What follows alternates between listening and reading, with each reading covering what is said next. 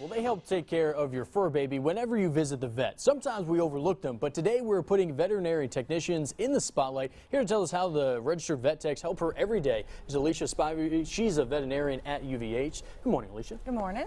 Okay, so let's just jump right into this. What is a registered vet tech? So a registered vet tech must complete at least a 2-year program in college. Once that's complete, they take a national licensing board exam, followed by professional and ethics exam. And then also they have to continuing education. They have certain amounts of time that they have to commit to keep up with how fast veterinary medicine changes. And I think in the hustle and bustle of just your everyday, you run into the veterinary office and you're worried about your fur baby, as we call them.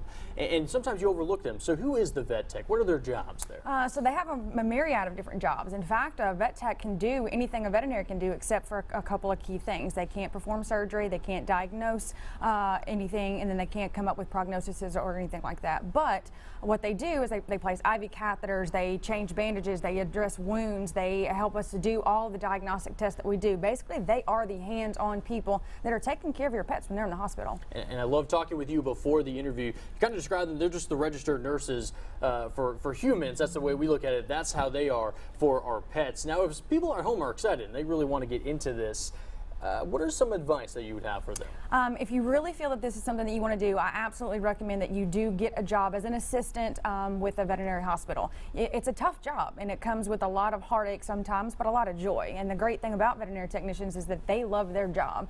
They're right there helping to lift up that 100-pound dog on the x-ray table, and essentially just know that it is a tough job, but it's incredibly rewarding. And talking with you before, it is quite a workout trying to lift up 100-pound dogs every day. How many do you have at UVH, for example? I believe we have 6 registered vet techs at the moment, and we have several of our assistants that are currently in school to become a registered vet tech.